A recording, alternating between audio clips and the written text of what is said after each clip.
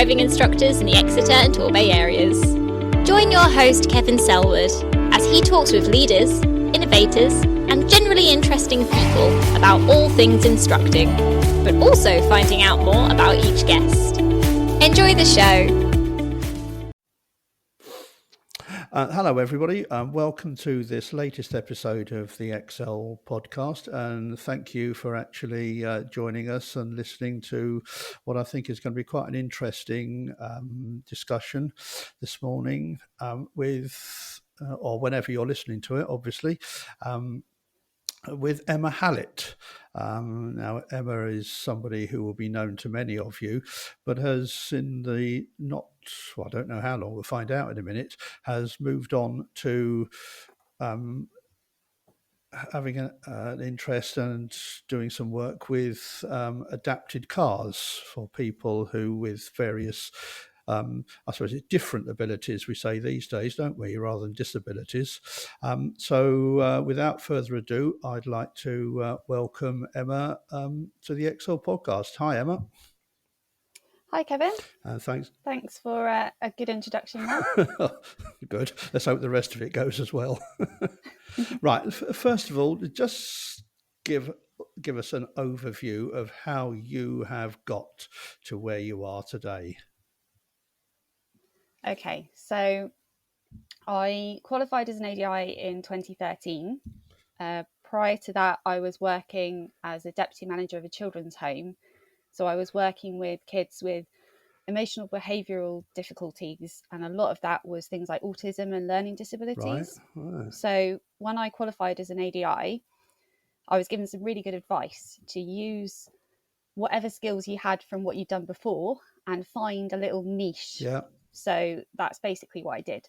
So after about 18 months of being an ADI, I started doing a load of training. So I spent 2015 driving all over the country, spending a lot of time on webinars and reading and just doing loads and loads and loads of stuff on working with people with disabilities.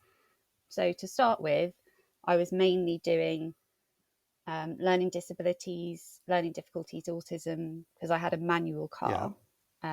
But I did do some training through Motability, which meant I could train in people's own cars that were adapted for various physical disabilities. So I did that for about 5 years. And then I bought a car from the assessment centre, which was already adapted. Oh, right. Just the week we went into lockdown one. Which Great timing. Poor timing, but there we go. So I ran 2 cars for a while. And then for the last almost year, I've just been working from the adapted automatic car. So that car did die on me earlier this year. So I now have a new car that's not quite as adapted as the other one was, but it's got the basic stuff in it, the stuff that I need to work with the people that I have at the moment. And then I'll get more adaptations added to it as I go along. Oh, right. I'll come on to all that in a moment. You actually started, if I remember, you trained with BSM, is that right? I did, yeah. So Joe Carrier trained me, and I worked with BSM for 2 years before I went independent. Yeah. That's how I got to do the Motability training, because BSM have the contract with Motability to do provide all the lessons basically. Although I do still work for I do still do some work for Motability as an independent ADI, but that's a whole other level of complication. Right. So have you basically sort of taken the place of Annie Wallace? Or is that... Sort of. So Annie worked full time for Cornwall Mobility, doing driving assessments. So she left last year, and her position was split into 2 part-time roles. So I took one of those part-time roles. So I work 3 days a week for Cornwall Mobility, and then Judith does 3 days as well. Right. So when I'm not at Cornwall Mobility, I'm in my own car doing lessons. I do about 8 or 10 lessons a week privately. Right. So and every one of those has some kind of disability, mental health difficulty. It's not all physical stuff, but they've all got something going on. So, all right, that sort of answers my next question. That you are sort of virtually 100% people with some need other than just the normal learning to drive. Yeah, so my longer term plan, I do have quite a long waiting list at the moment, but once I've got through that waiting list, I think I will just be doing people that need adaptations, right? Because there isn't anybody else really that can do that. And what I'm finding is I've got people coming to me who can only come to me who are having to wait quite a long time because I'm doing work that other ADIs could do in a standard automatic. Right. You clearly have some sort of sixth sense, because you're answering questions that I've actually written down here. Let's just look in a bit more of that. So let's say somebody listening to this felt that, this is something that I wouldn't mind getting into. From what you're saying, it sounds like there could be opportunities out there for somebody else to be doing this, and there's the demand for it. I would say there is. So if we talk about adaptations for a moment, yeah, good. You are quite amazing, because that's the other question I've got on this topic as well. So in terms of adaptations, there is an instructor in the Plymouth area, and there is an instructor in Bideford, and there's an instructor in Dorset. But basically, they don't go far. So my area is kind of, and most people probably know I live in Kings Stainton, and I could be going down South Brent towards Plymouth. I could be going up past Oakhampton. I could be going to Tiverton, or sort of Budley Salterton and Lyme Regis way, as well as all of the South Devon stuff, Dartmouth, Kingsbridge, Torbay, all of that area is basically my area, because there is nobody else that can do it. So that's why I really need to kind of concentrate on that, because there's a lot of traveling. It's not just, I try and work it so there's not so much, but that the area is massive, so there is going to be some traveling. And not everybody can travel to me. If somebody's using a wheelchair, it's not necessarily easy for them to access public transport. So sometimes it's just easier for them to pay me a bit extra. Because I will have to obviously charge extra for petrol and things, and for me to go to them. So in terms of the adaptations, we are very few and far between as instructors. In a more broader sense, so in terms of learning disabilities and difficulties and things that people maybe have some kind of additional need, but they can drive a standard automatic. Instructors don't market themselves as doing that. So I'm on a website, I'm part of disabilitydrivinginstructors.com, and I'm the only registered instructor on there locally. So I will get people from all over Devon coming to me because I'm a specialist. Whereas actually there are other ADIs that could do what I do, in terms of the learning disabilities and difficulties, and they probably have a lot of experience in that, but they're not marketing that, so people don't know that they're there. So they come to me, and then I'm like, well, I've closed my waiting list, and then they're just back out there looking for someone. So there is a lot of demand, and that has increased. And I don't think it's going to slow down, to be honest.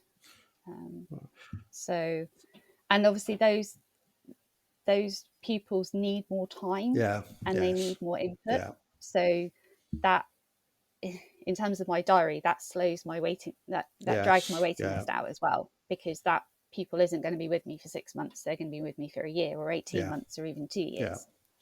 So so it does lengthen the whole process.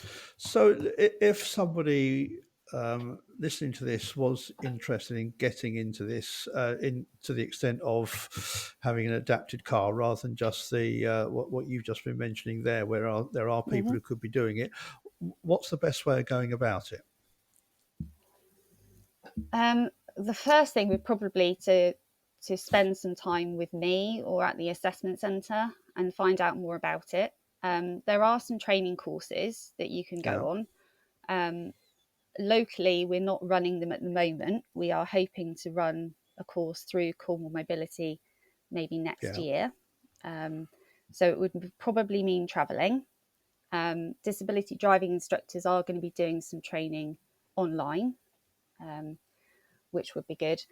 But it's just about learning what adaptations are available. But I think it's really important to drive with those adaptations, because you don't really understand what it's like trying to drive a car with a left foot accelerator and left foot braking until you've actually tried to do it. Tell me about it. I did 2 or 3 hours with Annie 4 or 5 years ago. I was quite amazed by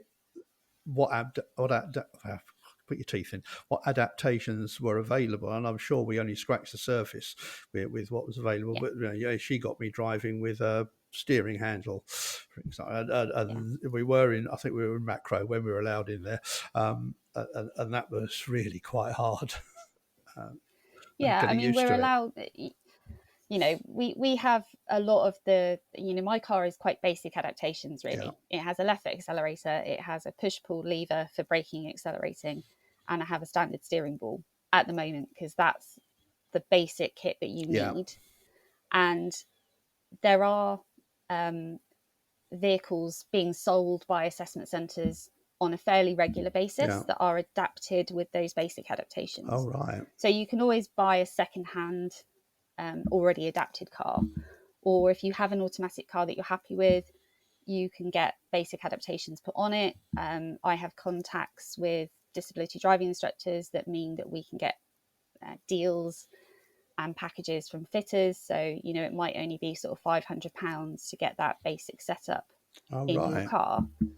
It's we are talking a lot of time investment, because you need to know what you're talking about and you do need some training on it. But in terms of actual financial investment, if you've already got an automatic car, it's quite minimal. Or I think I bought my car from my first adapted car for about £7,000 already adapted. With quite a lot of kit. So it was an older car, but it did me well for a couple of years. So it's just trying to find the best options. But I'm more than happy to talk through if anybody's interested, because we really do need people to be wanting to do this and to go down this route, because we get people all the time through the assessment centre that need training. At the assessment centre, we do lessons for some people, but it's difficult with learners. We can't really commit to having somebody for 6 to 12 months. We can commit to 6 to 10 hours with somebody who's maybe had a stroke and needs to get back to driving. So it's about trying to find the right fit for the right person. But the more people we have that can do that training, then the easier it's going to be for the customers. What you've just said has made me think of something else. That so the people, for instance, who've had a stroke or some reason that they've had to stop driving, because we sometimes get on the Facebook group people asking about what do I do, and I suppose would you be the first person they ought to contact to get some advice? Yeah, probably. I mean, people can contact me personally because I do still do work privately, or they can contact Cornwall Mobility and speak to myself or one of my colleagues, because we're there for advice, not just for clients, but also for ADIs. And it is trying to find, sometimes it's finding the right person to talk to. I think people who know what I do will direct people to me, because they know that I'm the right person. But people who don't know what I do and don't know all about this disability stuff wouldn't necessarily know what's available and what options there are. It was an eye-opener to me when I had spent that time with Annie, as it's just what was available.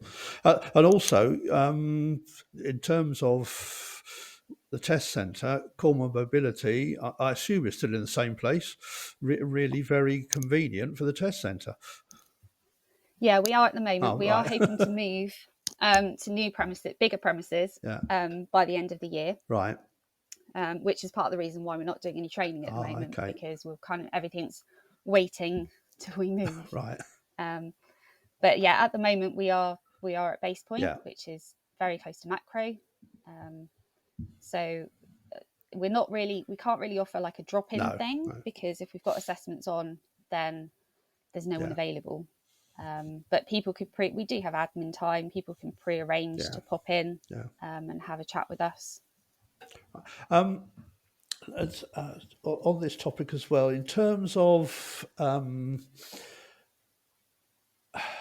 earnings, I don't want to go down to exactly how much you charge, but is it the same sort of rates for normal learners, or is it a little bit higher or lower? I think, as I said earlier, I do charge extra if I've got to travel, because I think, and most people are kind of prepared for that. Yeah. I do charge, I think, kind of the same as everyone else, really, or a similar amount. We've got to be careful under the Equality Act 2010. We can't charge more for just because somebody is disabled, but we can charge what we're worth. So I have always been at the higher end, particularly where I live. I have always been at the higher end of what I charge. I can tell you were trained by Joe Carrier then. And I think it's important to remember that you are going to have to pay out for training. You are going to have to pay out for adaptations and maintaining things. So you can obviously factor that into your hourly rate, and automatic lessons are generally charged more than manual anyway. I've always looked on the sort of the cost of those things, not so much as a cost, but as an investment. And if you don't get a return on your investment, then I suppose it is a cost. But it's taking that leap of faith that it is going to be worth it in the end. Absolutely, and I think it is a leap of faith. Yeah, definitely. I mean, I was very nervous about switching. I'd done bits and pieces, but I was like, I don't know if there's enough work out there. And that's why I ran 2 cars for a while. But I didn't really need to do that, and I kind of got stuck with the manual car for longer than I wanted to because of COVID. Yeah, and couldn't get people through their test as quickly as I had anticipated because they kept locking down and everything else. But I think there is definitely demand out there, particularly if you're if your kind of core base is standard automatic, plus I'll do a little bit of extra. Right, well, that's great. Absolutely fascinating. And I'm sure there's going to be people interested in listening to it, and let's hope that somebody actually, or more than one, actually feels, this is something I could be doing. So thanks for that. Let's just move on to one or two other things now, more about you. If you were to go back 10, 15 years, let's say, so we're going back before you started training to be an instructor, is there any advice that you would give to your younger self to do anything differently in the way you have done things?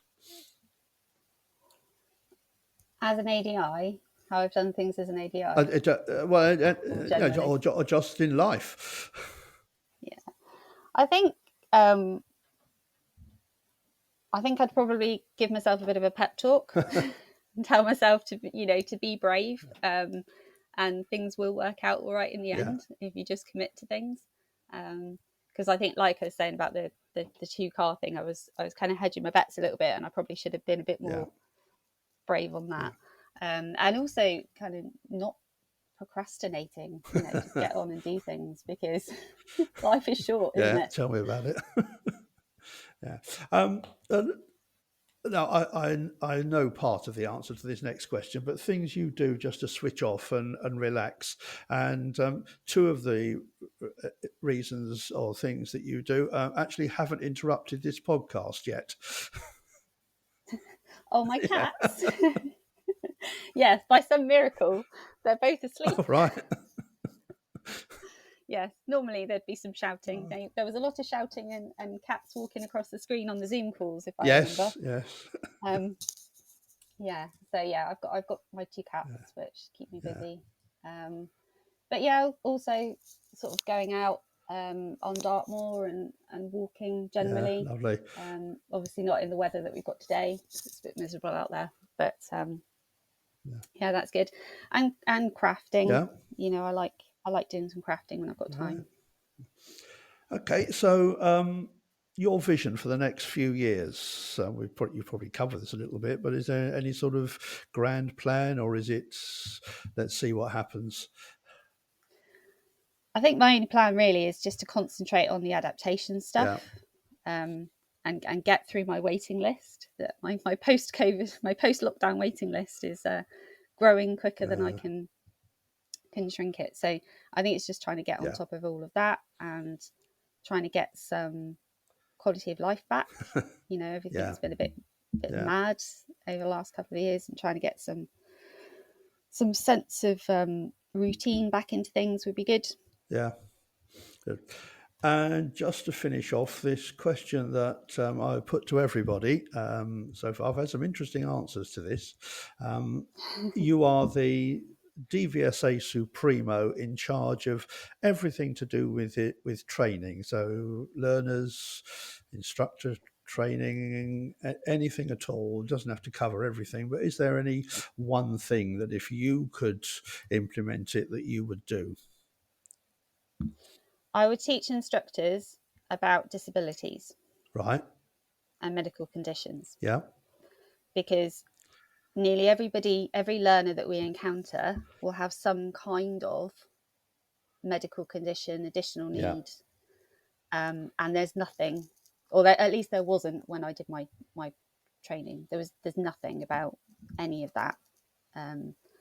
You just learn as you go, and I use my previous experience, but I think they need to do a lot more about that, and the DVSA need to be more understanding about all of that. And every now and then we see somebody with a plea for, can you help with somebody with a certain, syndrome or issue that they've not come across. And I think there is some expertise within our groups, around Exeter and Newton now, but as you say, it's things that people have picked up on the way rather than that they've specifically been trained in. Absolutely. I mean, there just isn't. There are formal courses and things if you go looking, and you can find a lot on the internet if you've got the time to sit there and research. But a lot of it is just experience. Yeah, and some of it just coming across stuff by chance. Yeah. Well, I have to say, this challenge is going to get harder and harder the further we go on, because that's now, I think, 4 or 5 I've done, and everyone's given a different answer. Maybe we should collectively run the DVSA. Oh, if only. It's when I get Gabby on here that I've specifically said one thing, because I'm sure she'd love to run the DVSA, but that well, maybe not. But I think she'd like to change things, I'm sure. But whether she'd like to run it or not. But so I'm going to cut her shopping list off when she actually gets on here. And look, Emma, that's been absolutely fascinating. I'm really grateful for you for giving up the time for doing this. And I think there's some stuff in here that some people are really going to find very interesting, and hopefully that some will actually take up the idea and help relieve your workload a bit. Yeah, and I'm more than happy to answer questions, offer advice. People can come and have a drive with adaptations, whatever they want to do. Just to find out if it is the right thing for them. And as I say, we are going to do some more more things with Cornwall Mobility once we've moved, and we have bigger premises, because our office where we are now is very pokey. So it's fine for a couple of people to drop in, but isn't really going to work for anything more substantial. That's great. Lovely. Thanks ever so much for your time, and I'm sure people will look forward to listening into this. Thanks, Thank Kevin. you very much.